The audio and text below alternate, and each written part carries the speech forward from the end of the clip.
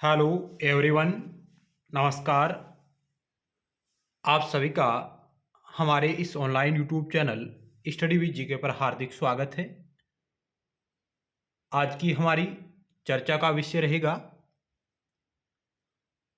भारत की राष्ट्रीय शिक्षा नीति 2020। इसके बारे में हमारी संपूर्ण चर्चा केंद्रित रहेगी। तो आइए इस क्लास की शुरुआत करते हैं। हमारी जो नई राष्ट्रीय शिक्षा नीति 2020 है, इसमें इसके कुल 4 भाग हैं और 27 अध्यायों में ये विभाजित है। 4 भाग और 27 अध्यायों में ये विभाजित है। जो इस शिक्षा नीति, इसका पहला जो भाग है वह है स्कूली शिक्षा। स्कूली शिक्षा के बारे में जो प्रावधान किए गए भाग 1 में किए गए हैं और इसमें कुल 4 भाग हैं। राष्ट्रीय शिक्षा नीति 2020 में 4 भाग जो कि 27 अध्यायों में विभाजित है। यह भी हमें ध्यान होना चाहिए कि राष्ट्रीय शिक्षा नीति 2020 में कितने भाग हैं और ये कितने अध्यायों में विभाजित है। तो 4 भाग 27 अध्यायों में विभाजित है और इसका पहला भाग है स्कूली शिक्षा से संबंधित और दूसरा भाग है उच्च शिक्षा से संबंधित मुख्य रूप से। और जो पहला भाग है उसके बारे में प्रारंभिक बाल्यावस्था, देखभाल और शिक्षा सीखने की नींव, इसके बारे में चर्चा की गई है। और इसका जो दूसरा अध्याय है उसमें बुनियादी साक्षरता एवं संख्या ज्ञान FLN सीखने के लिए एक तात्कालिक आवश्यकता और पूर्व शर्त, इसके बारे में प्रावधान है। और इसका जो तीसरा अध्याय है इसमें कहा गया है ड्रॉप आउट बच्चों की संख्या कम करना और सभी स्तरों पर शिक्षा की सार्वभौमिक पहुंच सुनिश्चित करना।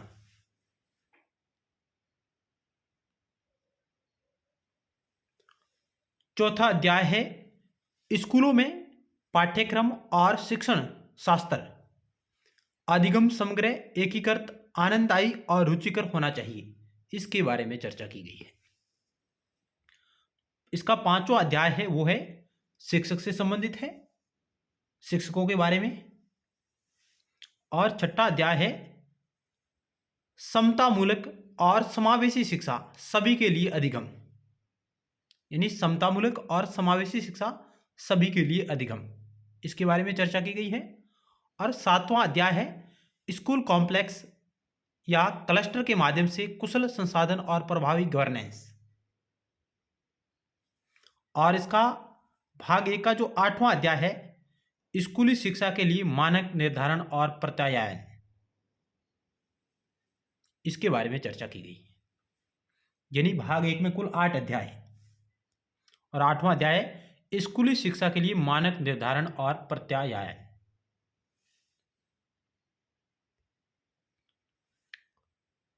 ये भाग 2 है जो उच्च शिक्षा से संबंधित है।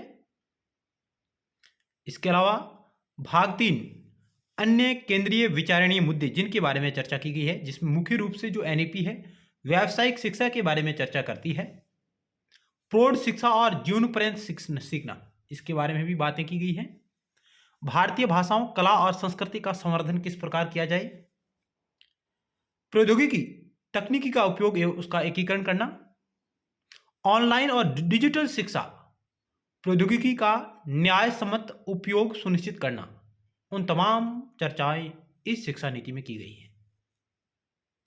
और जो इसका अंतिम भाग है, चौथा भाग, क्रियान्वयन की रणनीति, यानी कि इस शिक्षा नीति को किस प्रकार धरातल पर लागू किया जाए, उसके बारे में चर्चा की गई है, जिसमें अध्याय है 25, 26 और 27। केंद्रीय शिक्षा सलाहकार बोर्ड का सशक्तिकरण करना, वित्त पोषण सभी के लिए वहनीय एवं गुणवत्तापूर्ण शिक्षा कार्यान्वयन। तो हम कह सकते हैं कि हमारी नई राष्ट्रीय शिक्षा नीति 2020 जिसके 4 भाग हैं जो कि 27 अध्यायों में विभाजित है। और आज हम जिस टॉपिक पर चर्चा करेंगे मुख्य रूप से,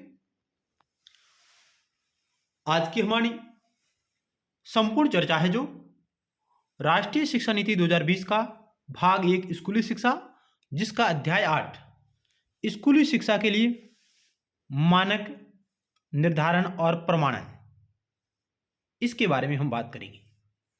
स्कूली शिक्षा के लिए मानक निर्धारण और प्रमाणन, इसके बारे में हमारी नई राष्ट्रीय शिक्षा नीति 2020 में क्या प्रावधान किए गए हैं और क्यों किए गए हैं, इनकी आवश्यकता क्यों है, उन तमाम पहलुओं पर हमारी चर्चा रहेगी। तो आइए इस क्लास की शुरुआत करते हैं।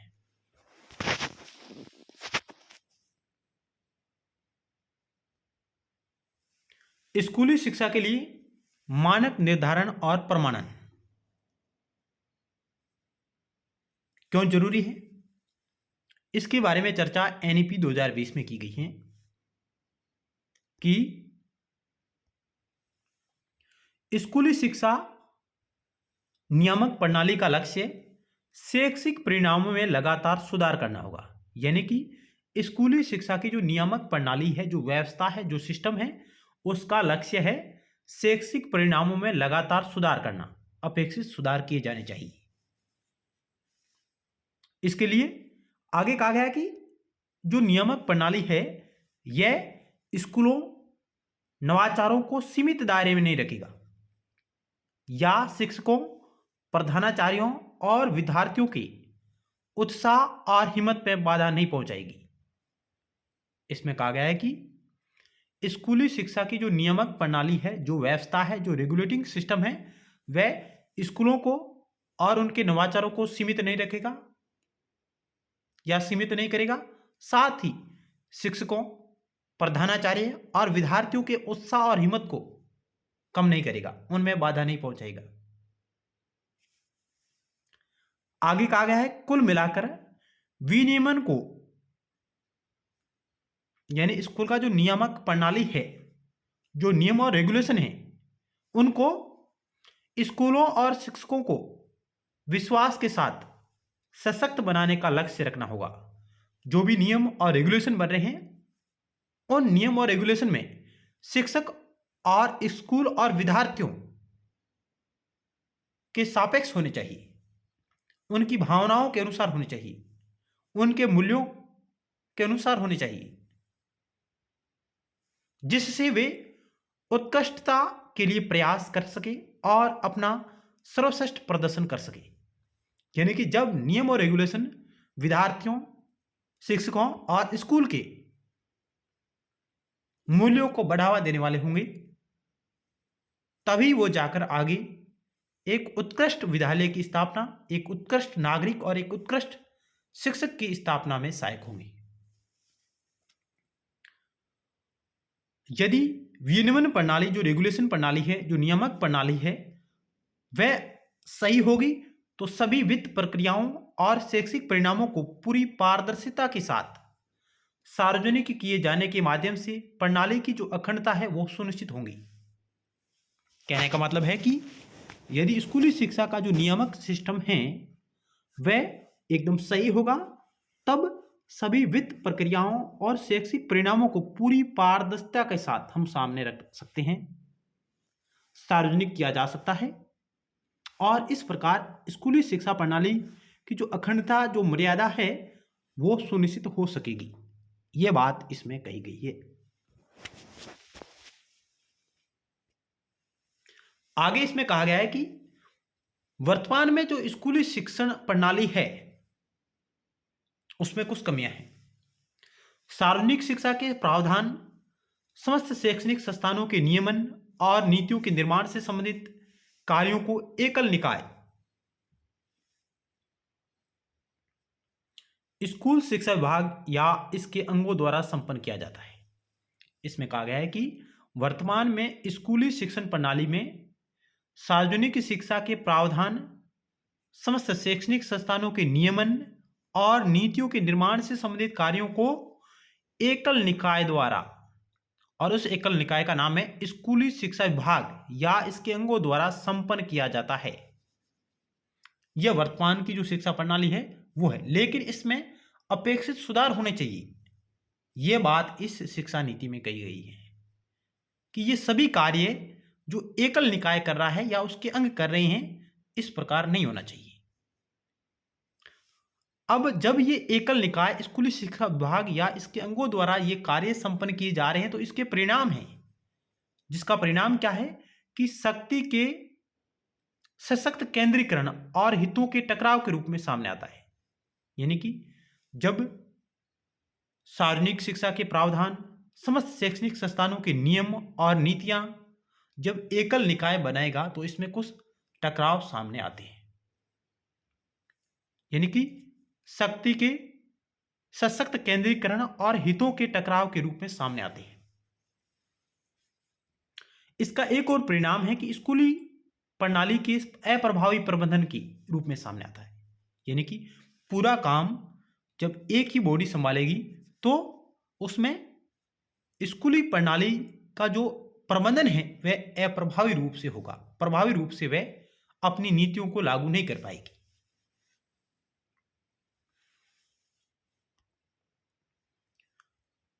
इसका एक और परिणाम स्कूली प्रणाली के अप्रभावी प्रबंधन के रूप में भी सामने आता है, क्योंकि शिक्षा प्रावधानों से संबंधित प्रयास स्कूली शिक्षा विभाग द्वारा आवश्यक रूप से निभाई जाने वाली विनियमन और इस जैसी अन्य भूमिकाओं के कारण अक्सर अपनी दिशा भटक जाते हैं। हमारी जो नई राष्ट्रीय शिक्षा नीति है वो इस पर बल देती है कि स्कूली शिक्षा विभाग को विनियमन जैसे कार्य नहीं करने हैं, विनियामक जैसे कार्य उसे नहीं करने हैं, उसे केवल सुधार और निगरानी रखने का कार्य करना है। यह कार्य अलग तरीके से अलग बॉडी द्वारा किया जाना चाहिए।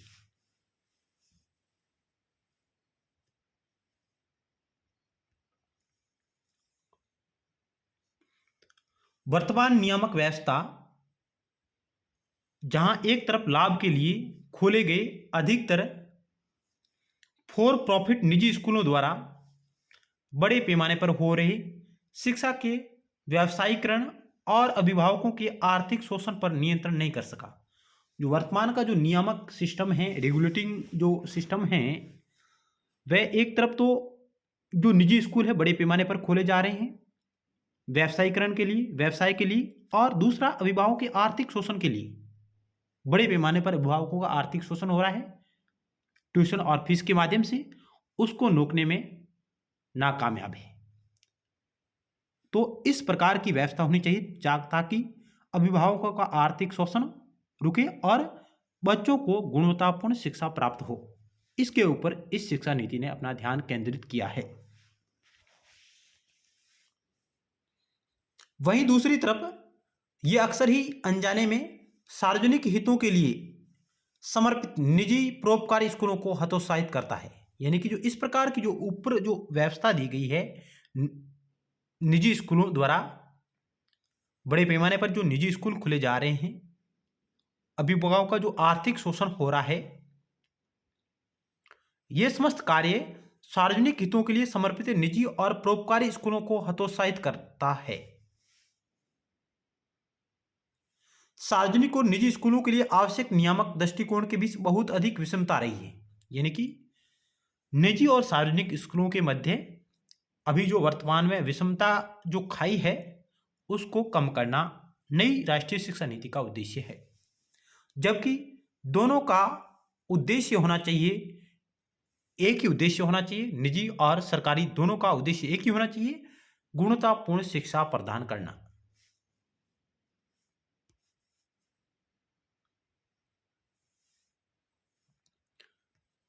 नेक्स्ट, सार्वजनिक शिक्षा प्रणाली एक जीवित लोकतांत्रिक समाज का आधार है।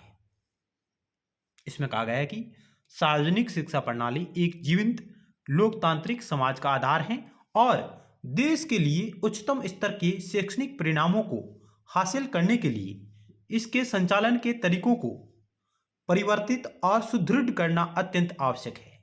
यानी कि सार्वजनिक शिक्षा प्रणाली लोकतांत्रिक समाज का आधार है और देश के उच्चतम स्तर के शैक्षणिक परिणामों को हासिल करने के लिए हमें इसके संचालन के जो तरीके हैं उनमें सुधार करना जरूरी है। यानी कि वर्तमान के जो नियामक सिस्टम है उसमें हमें सुधार करना है। इसके साथ ही कहा गया कि निजी और परोपकारी स्कूलों को भी एक महत्वपूर्ण और फायदेमंद भूमिका निभाने के लिए प्रोत्साहित और सक्षम किया जाना चाहिए। यानी कि सार्वजनिक शिक्षा जो सार्वजनिक शिक्षा प्रणाली है उनके साथ साथ निजी और परोपकारी स्कूलों को भी एक महत्वपूर्ण और फायदेमंद भूमिका निभाने वाले संस्थान के रूप में सक्षम और उन्हें प्रोत्साहित करना जरूरी है।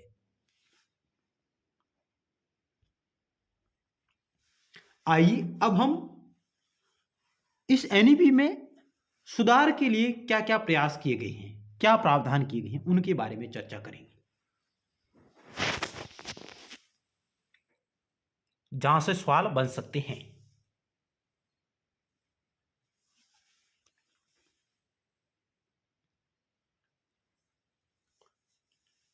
स्कूली शिक्षा प्रणाली से संबंधित जिम्मेदारियों और इसके विनियमन से संबंधित दृष्टिकोण के बारे में इस नीति के प्रमुख सिद्धांत और खास सिफारिशें इस प्रकार हैं। तो आइए चर्चा करते हैं।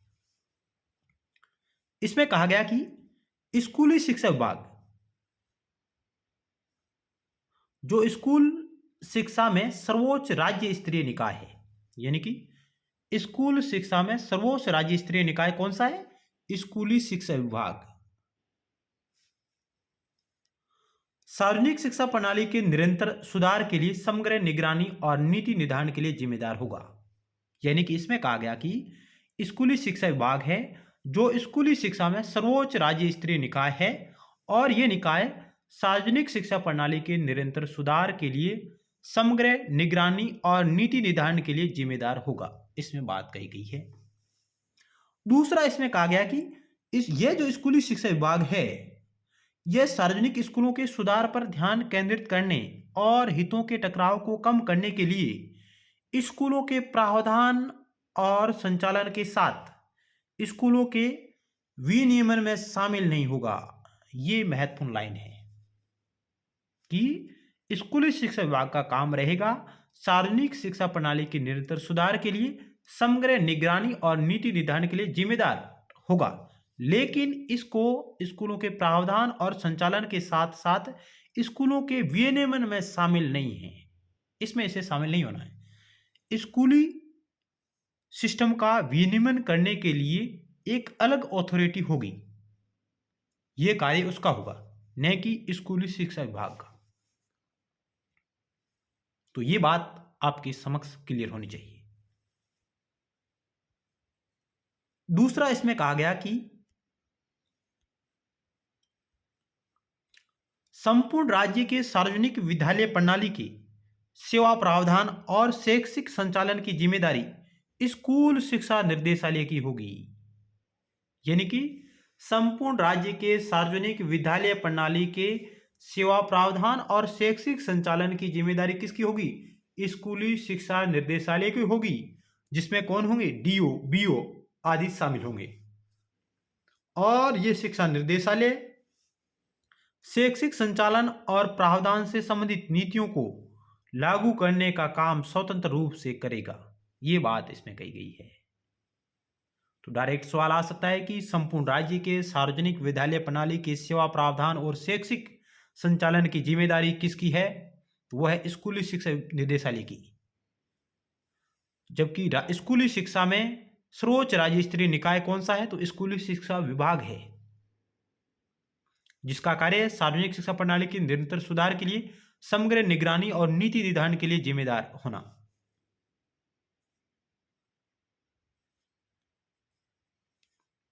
आगे चलते हैं। इसमें कहा गया है कि प्री स्कूल शिक्षा है, जो प्री स्कूली शिक्षा निजी, सार्वजनिक और परोपकारी सहित आवश्यक गुणवत्ता मानकों के अनुपालन को सुनिश्चित करने वाली होनी चाहिए।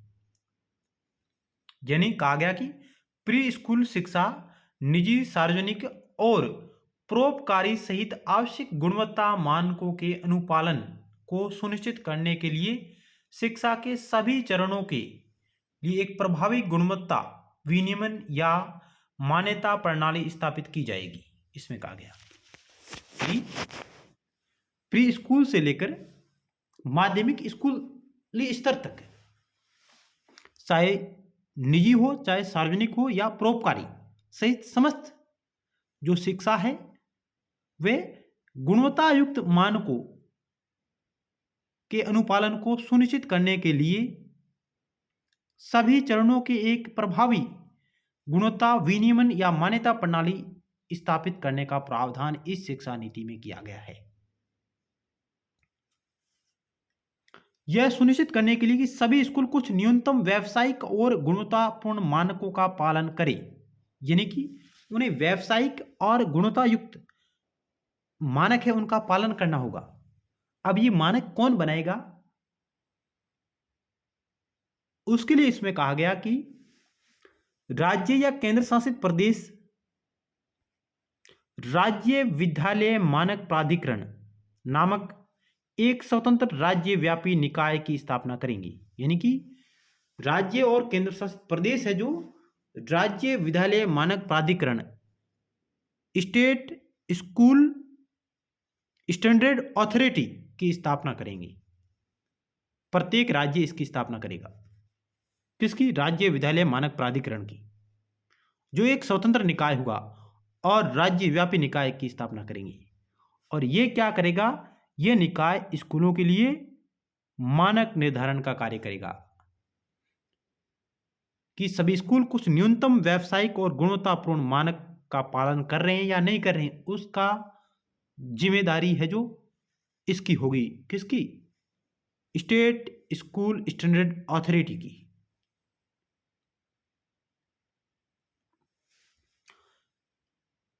अब राज्य विद्यालय मानक प्राधिकरण कुछ बुनियादी मानकों जैसे बचाव, सुरक्षा, आधारभूत ढांचा, कक्षाओं और विषयों के आधार पर शिक्षकों की संख्या, वित्तीय ईमानदारी और शासन की उपयुक्त प्रक्रिया पर न्यूनतम मानकों की स्थापना करेगा, जिसका पालन सभी स्कूलों के द्वारा होगा, सभी स्कूलों को करना होगा।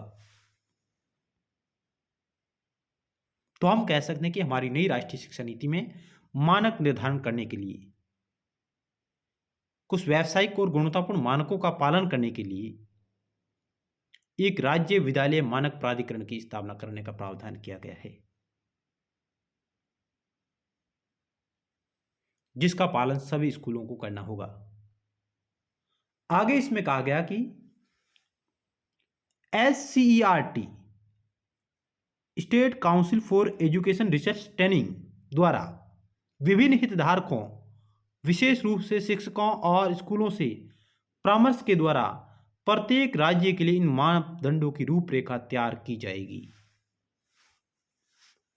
यानी कि जो ये मानदंड होंगे उनकी रूपरेखा तैयार कौन करेगा? SCERT। और SCERT है जो विभिन्न हितधारकों विशेष रूप से शिक्षकों और स्कूलों से परामर्श करने के पश्चात यह रूपरेखा तैयार करेगा और उस रूपरेखा को राज्य विद्यालय मानक प्राधिकरण द्वारा लागू किया जाएगा, उसका नियंत्रण और निर्देशन किया जाएगा।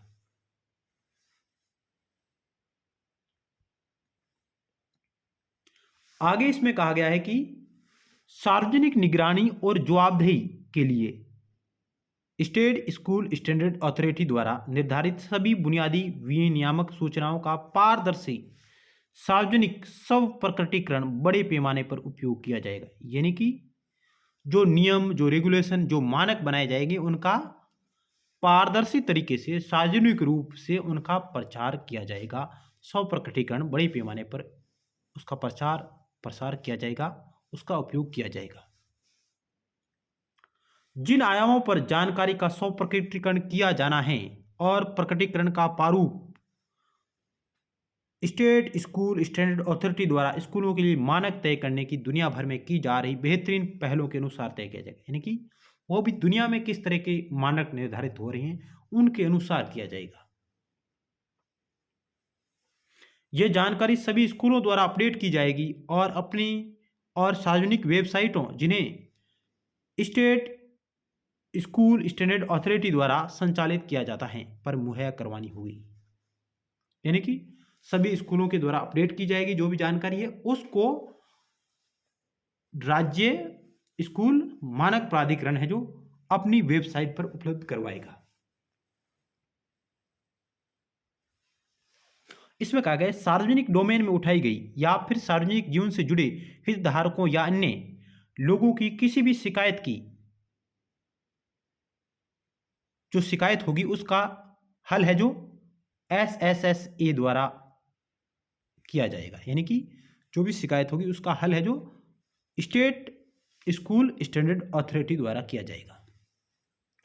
आगे कहा गया है कि एक नियमित अंतराल पर कुछ चयनित छात्रों से ऑनलाइन फीडबैक मंगवाए जाएंगे ताकि नियमित अंतराल पर महत्वपूर्ण सुझाव मिल सके। आगे कहा गया है कि एसएसएसए के सभी कार्यों में दक्षता और पारदर्शिता सुनिश्चित करने के लिए प्रौद्योगिकी को उपयुक्त रूप से इस्तेमाल किया जाएगा, यानी तकनीक का भी उपयोग किया जाएगा। इससे स्कूलों द्वारा वर्तमान में वहन किए जाने वाले नियामक जनादेशों में भारी कमी आएगी। इस प्रकार के प्रावधान एनईपी 2020 में शामिल किए गए हैं और वो भी स्कूलों के मानक और मानदंड क्या होंगे उसके बारे में। आगे इसमें कहा गया है कि राज्य में अकादमिक मानकों और पाठ्यक्रम सहित शैक्षणिक मामलों जिसमें एससीईआरटी, राज्य में अकादमिक मानकों और पाठ्यक्रम सहित शैक्षणिक मामले जो है जो एससीईआरटी जो एनसीईआरटी के साथ परामर्श और सहयोग के लिए नजदीक से जुड़ा होगा के नेतृत्व में होंगे, जो कि एक संस्थान के रूप में सुदृढ़ किया जाएगा। यानी कि SCERT state council for education research training संस्थान है, इसको मजबूत किया जाएगा जो कि राज्य में अकादमिक मानकों और पाठ्यक्रम से शैक्षणिक मामलों की देखरेख करेगी। एसईआरटी सभी हितधारकों के साथ व्यापक परामर्श के माध्यम से एक school quality assessment and education framework accreditation framework तैयार करेगा। यानी कि एसईआरटी है जो सभी हितधारकों के साथ व्यापक परामर्श के माध्यम से एक school quality assessment and accreditation framework तैयार करेगा, SQAAF तैयार करेगा। तो ये कौन करेगा? एससीईआरटी करेगा। और राजस्थान की बात करेंगे तो ये करेगा RSCERT,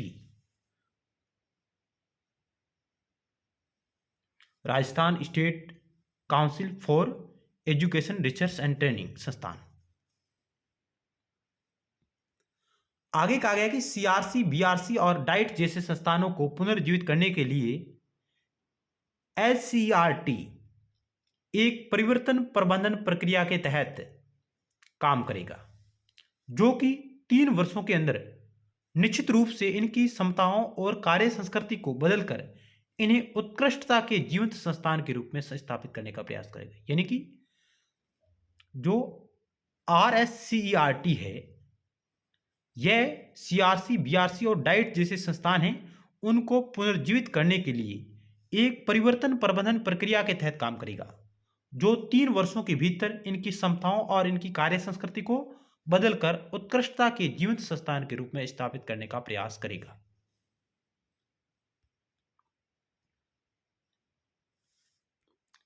इस बीच स्कूल छोड़ने वाले स्तर पर छात्रों की दक्षताओं के प्रमाणन को प्रत्येक राज्य में प्रमाणन या परीक्षा बोर्ड द्वारा नियंत्रित किया जाएगा।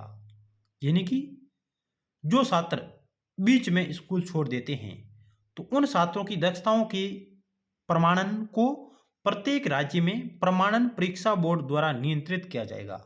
कितने छात्रों ने स्कूल बीच में छोड़ी है, क्यों छोड़ी है, क्या कारण रही, उन सब का एक रिकॉर्ड रखा जाएगा।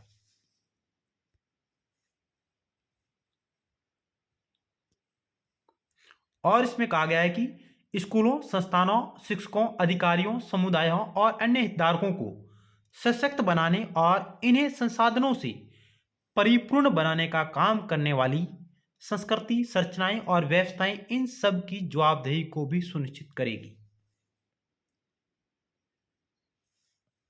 यानी हमारी जो नई राष्ट्रीय शिक्षा नीति वो कहती है कि स्कूल, संस्थान, शिक्षक, अधिकारी और समुदाय और अन्य हितधारक इनको सशक्त बनाने और इन्हें संसाधनों से परिपूर्ण बनाने का काम करने वाली जो संस्कृति है, जो संरचनाएं हैं, जो व्यवस्थाएं हैं, इन सब की जवाबदेही को सुनिश्चित करेगी।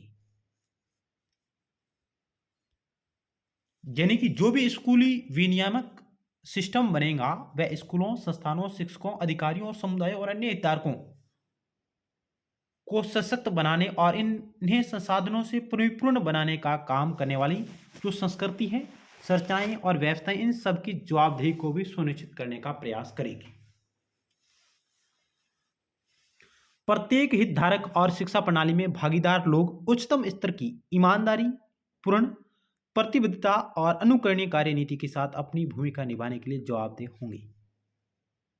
यानी कि हमारी नई राष्ट्रीय शिक्षा नीति प्रत्येक संस्थान, प्रत्येक व्यक्ति, प्रत्येक शिक्षक, प्रत्येक अधिकारी, प्रत्येक हितधारक की भूमिका की जो जवाबदेही है जो सुनिश्चित करता है। व्यवस्था की प्रत्येक भूमिका से क्या अपेक्षाएं हैं ये स्पष्ट रूप से व्यक्त किया जाएगा और इन अपेक्षाओं के हितधारकों के काम का मूल्यांकन गहन तरीके से होगा।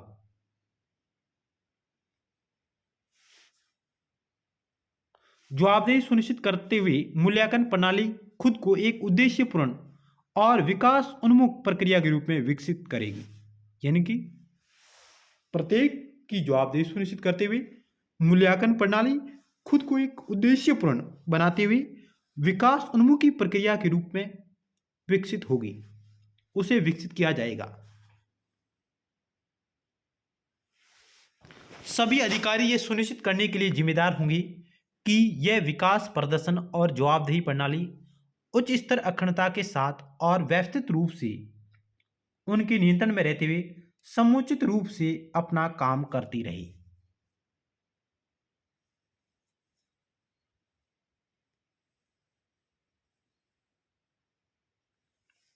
आगे इसमें कहा गया है कि सार्वजनिक और निजी स्कूल जिसमें केंद्र सरकार द्वारा प्रबंधित सहायता प्राप्त नियंत्रित किए जाने वाले स्कूलों को छोड़कर का मूल्यांकन और प्रमाणन समान मापदंड, बेंचमार्कों और प्रक्रियाओं के आधार पर किया जाएगा। यानी कि केंद्र सरकार से प्रबंधित सहायता प्राप्त और नियंत्रित किए जाने वाले स्कूलों को छोड़कर जो भी सार्वजनिक और निजी स्कूल हैं उनका मूल्यांकन और प्रमाणन समान मापदंड, बेंचमार्क और प्रक्रियाओं के आधार पर किया जाएगा, चाहे वो प्राइवेट है चाहे गवर्नमेंट है।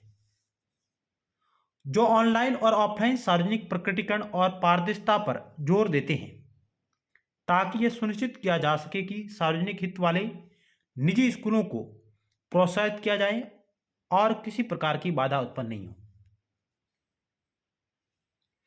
आगे इसमें कहा गया कि गुणवत्तापूर्ण शिक्षा के लिए निजी परोपकारी प्रयासों को प्रोत्साहित किया जाएगा। यानी निजी परोपकारी प्रयासों को भी प्रोत्साहित किया जाएगा जिससे कि शिक्षा जो सार्वजनिक सेवा है सभी को मुहैया हो सके। माता पिता और समुदायों को ट्यूशन फीस में मनमानी वृद्धि से सुरक्षित करने के प्रयास भी किए जाएंगे। यानी माता पिता और समुदाय को ट्यूशन फीस में मनमानी वृद्धि से सुरक्षित करने के प्रयास भी इस शिक्षा नीति में किए गए हैं। आगे इसमें कहा गया स्कूल की वेबसाइट और SSAE वेबसाइट पर सार्वजनिक और निजी दोनों स्कूलों की सूचनाओं को सार्वजनिक किया जाएगा जिसमें कम से कम कक्षाओं, छात्रों और शिक्षकों की संख्या को जानकारी, पढ़ाए जाने वाले विषय, कोई शुल्क और NAS नेशनल अचीवमेंट सर्वे और स्टेट अचीवमेंट सर्वे जैसे मानकीकृत मूल्यांकन के आधार पर विद्यार्थियों के समग्र परिणाम शामिल किए जाएंगे। यानी उनका भी रिकॉर्ड है जो सार्वजनिक किया जाएगा, चाहे निजी संस्थान है चाहे गवर्नमेंट है। केंद्र सरकार द्वारा नियंत्रित और प्रबंधित सहायता प्राप्त स्कूलों के लिए CBSE है जो MHRD के परामर्श से एक फ्रेमवर्क तैयार करेगा। MHRD को वर्तमान में शिक्षा मंत्रालय के नाम से जाना जाता है। तो केंद्र सरकार द्वारा नियंत्रित प्रबंधित सहायता प्राप्त स्कूल है उनके लिए CBSE शिक्षा मंत्रालय के साथ परामर्श करके एक फ्रेमवर्क तैयार करेगा। उनकी मूल्यांकन प्रणाली, उनके क्या मानक होंगे उनके लिए। सभी शैक्षणिक संस्थानों को नॉट फॉर प्रॉफिट एंटिटी के रूप में लेखा परीक्षा और सम्मान प्रकटीकरण मानकों के अनुसार माना जाएगा। यदि कोई अधिशेष रह जाता है तो यदि कोई हो तो शैक्षिक क्षेत्र में उसका पुनर्निवेश किया जाएगा, उसको बढ़ावा दिया जाएगा।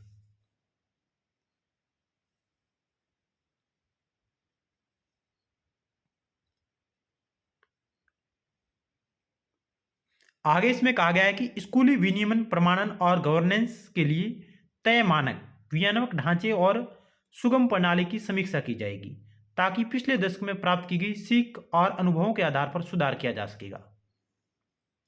इसी समीक्षा का उद्देश्य यह सुनिश्चित करना होगा कि सभी छात्र, विशेष रूप से सुविधाओं से वंचित तबकों के छात्रों को उच्च स्तर, गुणवत्ता और समतापूर्ण स्कूली शिक्षा, आरंभिक बाल्यावस्था देखभाल और शिक्षा यानी 3 वर्ष की आयु से लेकर उच्च स्तर माध्यमिक शिक्षा ग्रेड 12 तक निःशुल्क और अनिवार्य उनको प्राप्त हो। इसका भी समीक्षा की जाएगी।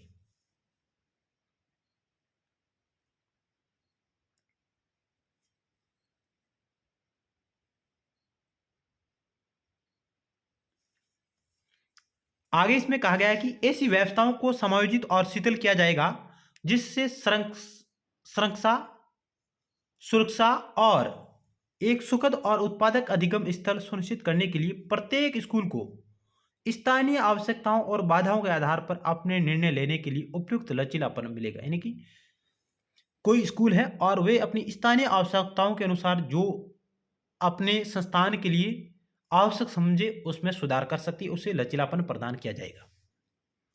शैक्षिक परिणामों और सभी वित्तीय, शैक्षणिक और परिचालन मामलों के पारदर्शी प्रकटीकरण को उचित महत्व दिया जाएगा।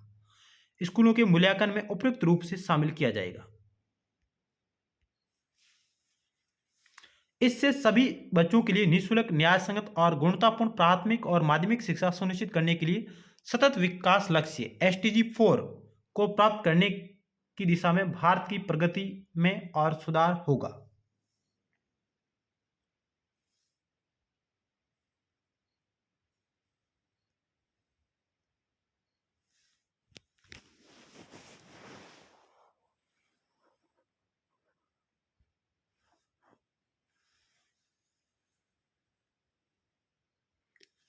आगे इसमें कहा गया है कि पब्लिक स्कूल प्रणाली का उद्देश्य उच्चतम गुणवत्ता वाली शिक्षा प्रदान करना होगा ताकि यह अपने बच्चों को शिक्षित करने के लिए जीवन के सभी क्षेत्रों से माता पिता के लिए सबसे आकर्षक विकल्प बन सके। समय समय पर समग्र प्रणाली की आवधिक जांच पड़ताल के लिए छात्रों के सीखने के स्तरों का एक नमूना आधारित नेशनल अचीवमेंट सर्वे, जिसको हम NAS कहते हैं, प्रस्तावित किया जाएगा और यह नए राष्ट्रीय मूल्यांकन केंद्र प्रक द्वारा अन्य सरकारी निकायों जैसे NCERT के साथ उपयुक्त सहयोग के साथ किया जाएगा, जो अनेकों कार्यों जैसे डेटा विश्लेषण के साथ साथ मूल्यांकन प्रक्रियाओं में भी सहायता कर सकेगा। यानी कहने का मतलब है कि क्लास 3, क्लास 6, क्लास 9 इनका नेशनल अचीवमेंट सर्वे किया जाएगा। और इसका आयोजन कौन करेगा? इसका आयोजन प्रक द्वारा किया जाएगा, जो NCERT के सहयोग से करेगा। उसके आधार पर डेटा विश्लेषण किया जाएगा।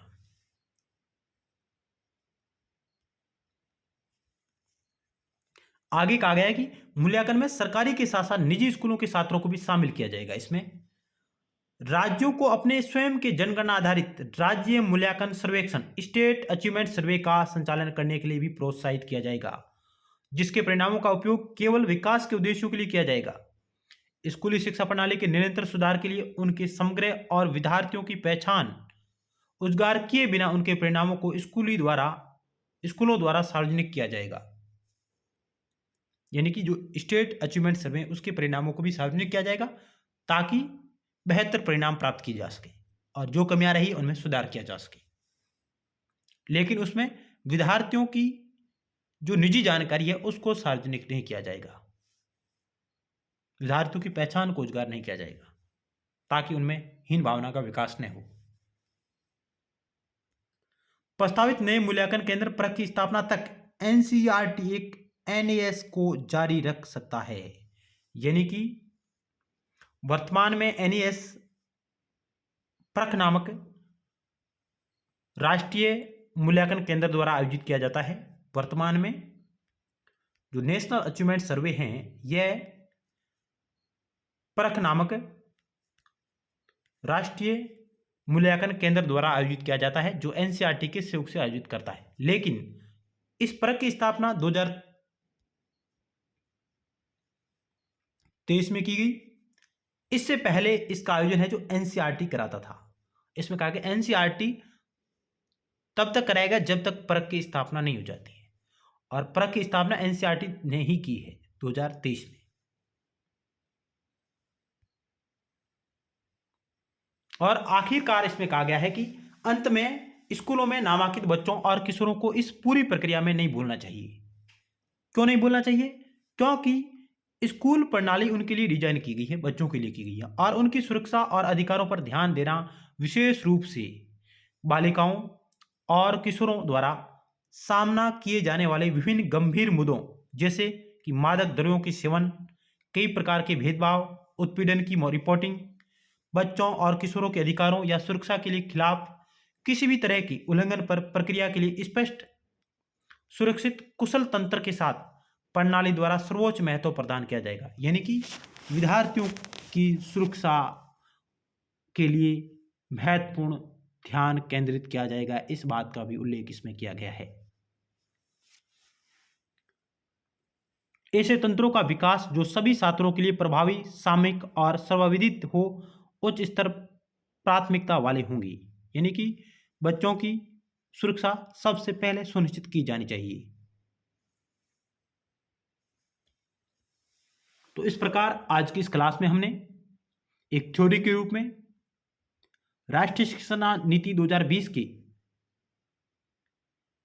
अध्याय 8 जो स्कूली शिक्षा के मानक के बारे में था, उसके बारे में हमने चर्चा की। नेक्स्ट क्लास में हम इस टॉपिक पर आधारित अन्य और महत्वपूर्ण सवालों के साथ आपके समक्ष हाजिर होंगे। तब तक के लिए धन्यवाद।